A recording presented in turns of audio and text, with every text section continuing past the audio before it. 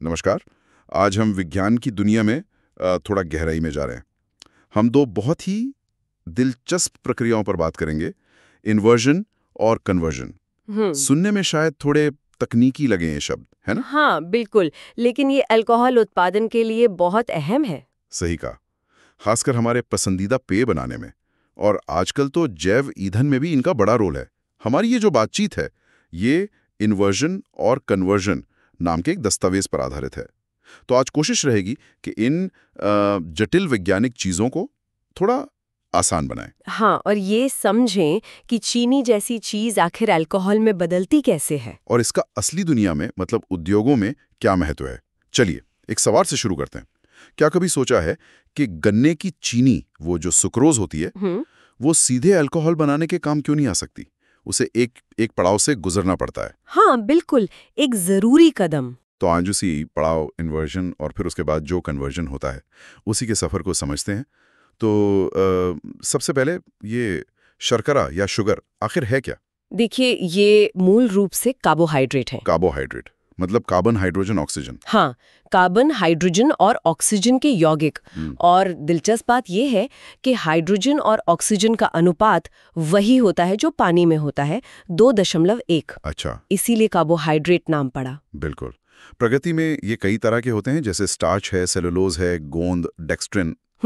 और इन्हें हम मतलब किण्वन के लिहाज से बांट सकते हैं। हाँ, मोटे तौर पर दो तरह के। एक तो वो जो आसानी से किण्वित हो जाते हैं, फर्मेंट हो जाते हैं, जैसे ग्लूकोज जो अंगूर में मिलती है, या फ्रुक्टोज फलों वाली शर्करा।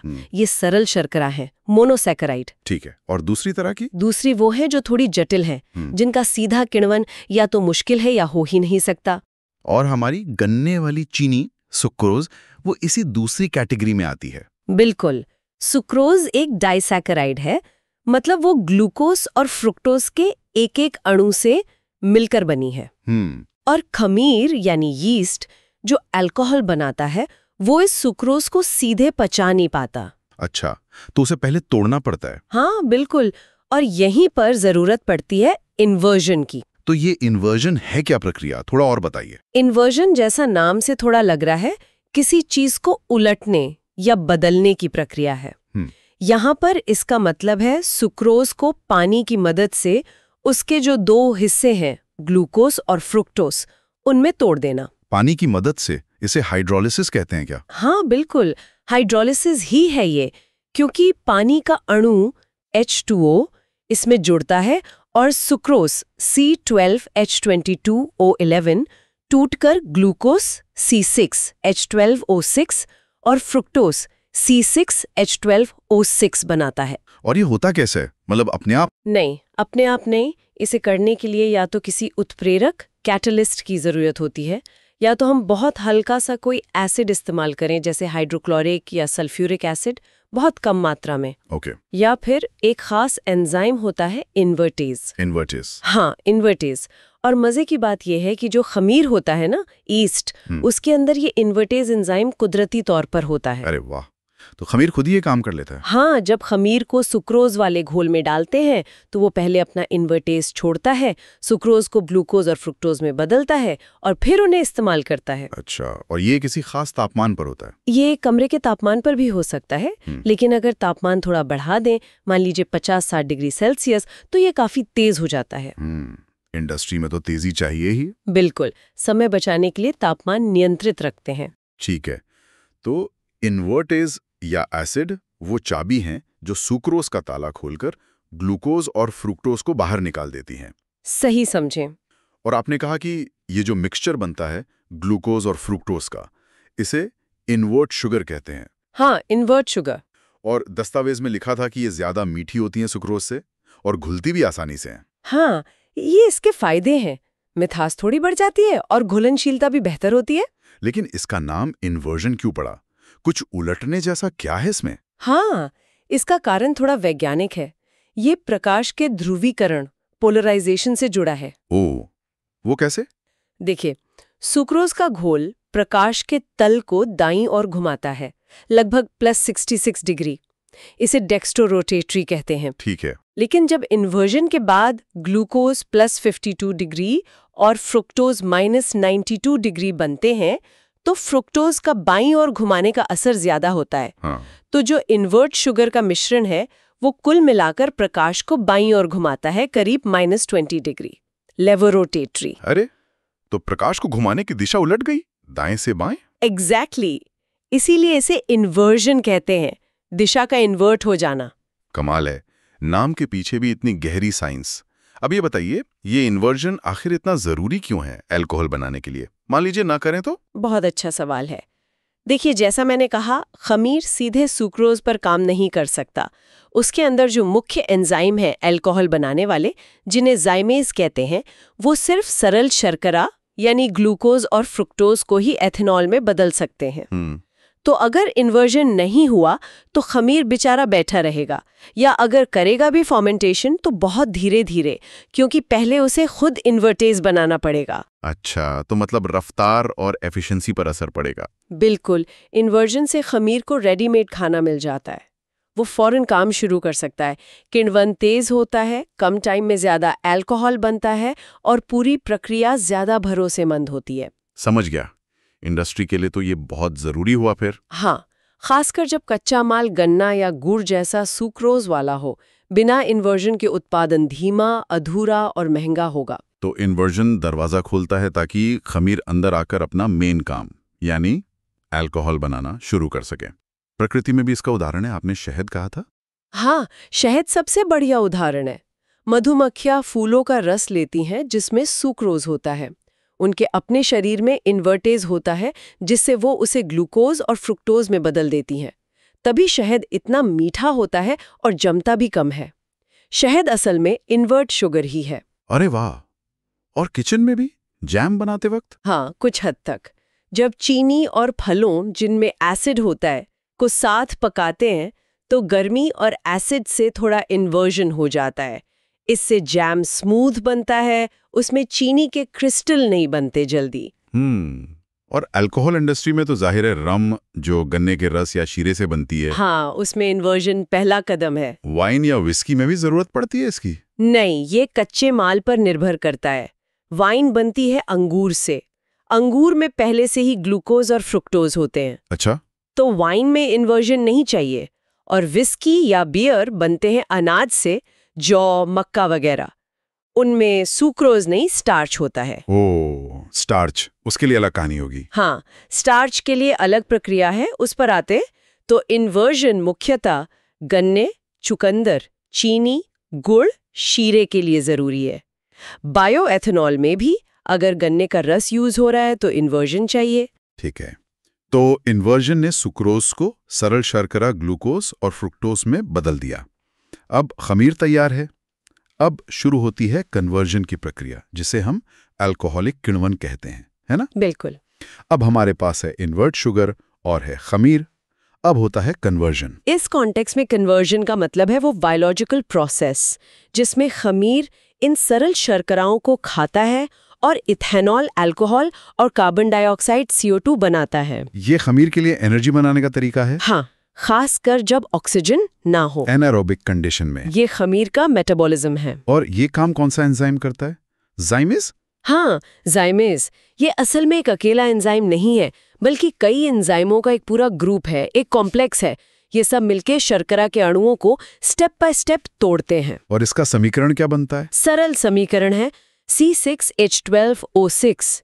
ग्लूकोज या फ्रुक्टोज से बनता है 2C2H5OH ethanol plus 2CO2 carbon dioxide. साथ में थोड़ी ऊर्जा भी निकलती है। और वो जो बुलबुले उठते हैं फर्मेंटेशन में, वो इसी CO2 गैस के होते हैं। अगर कहीं वाइन या बियर बन रही हो तो उसमें झाग इसी से आता है।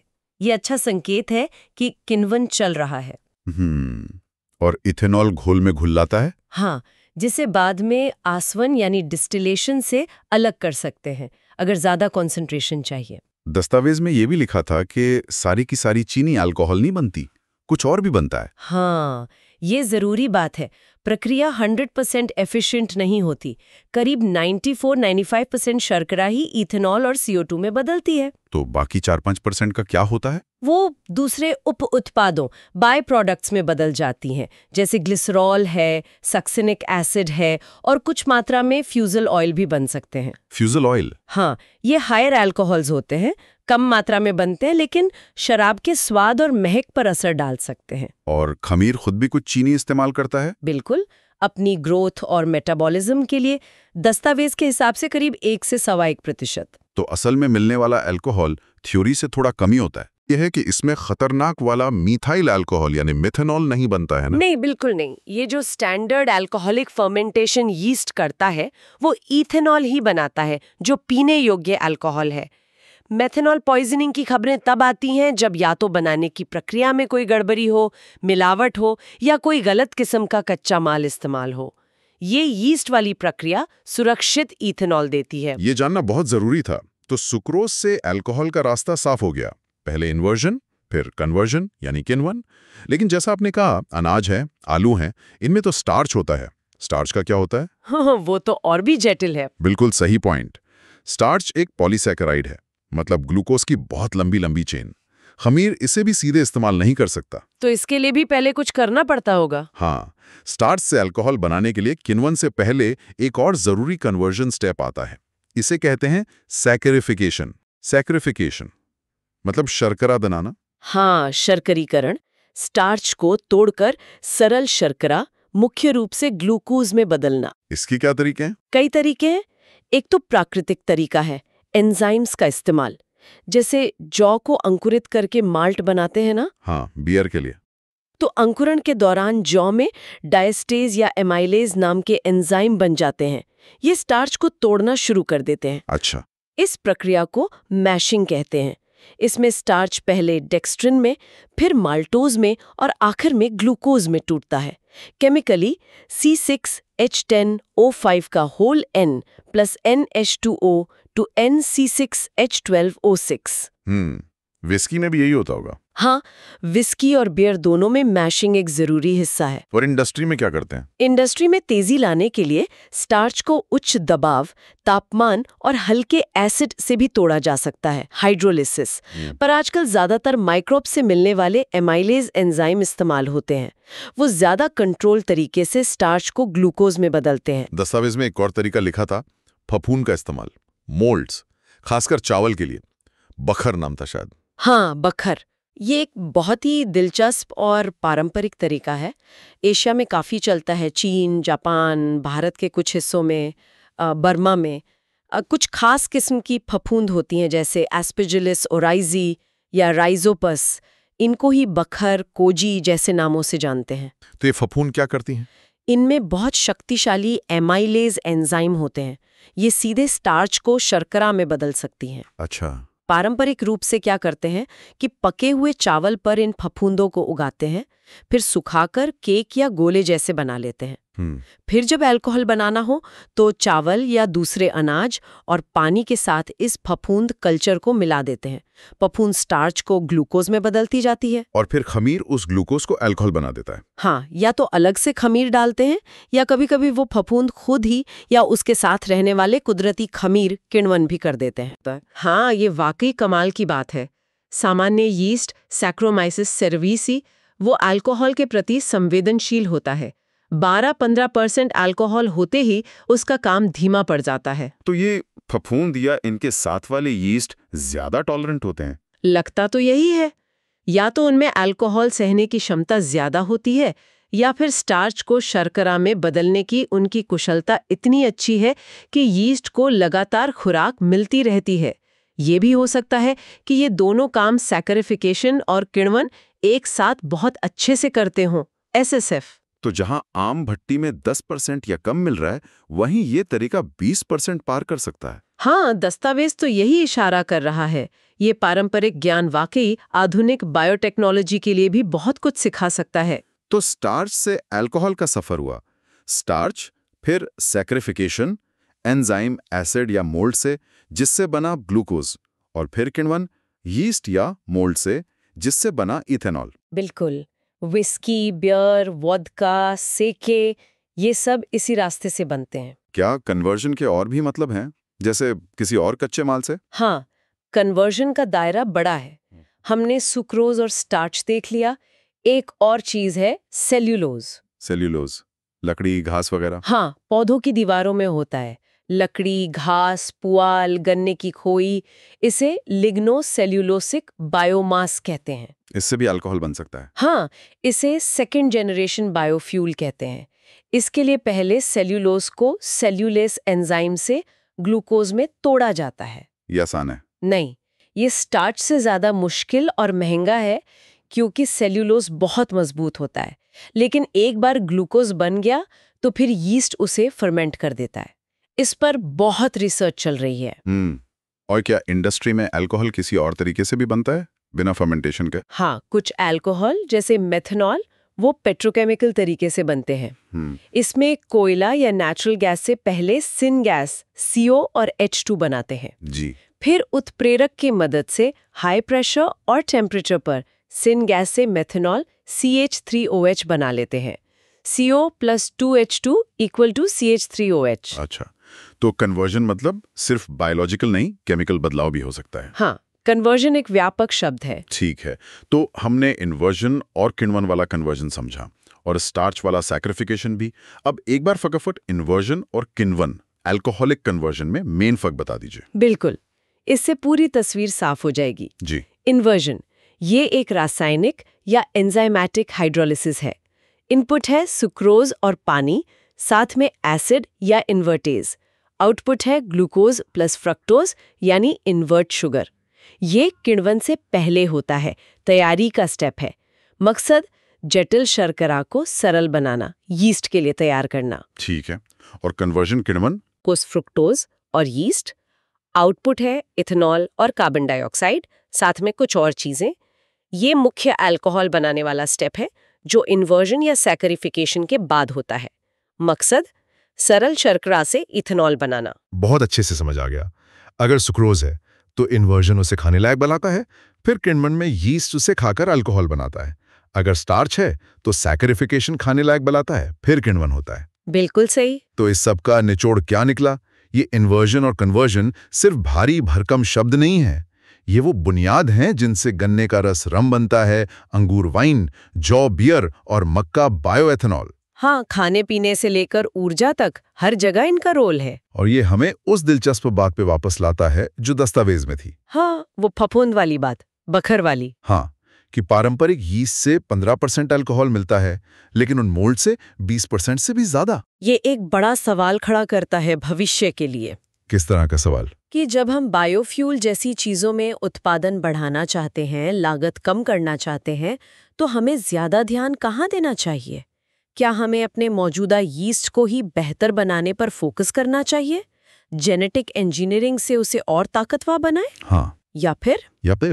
या फिर हमें इन वैकल्पिक तरीकों जैसे ये खास फफूंदे या शायद कुछ बैक्टीरिया जिनकी क्षमता अभी पूरी तरह पता नहीं, उनकी तरफ और गहराई से देखना चाहिए? ये तो सोचने वाली बात है। शायद जवाब दोनों के मेल में हो, कौन जाने। भविष्य में इनोवेशन के लिए खुला मैदान है। आज की चर्चा के लिए आप सबका बहुत बहुत धन्यवाद। ऐसी ही ज्ञानवर्धक जानकारियों से अद्यतन रहने के लिए कृपया हमारे चैनल को सब्सक्राइब अवश्य करें।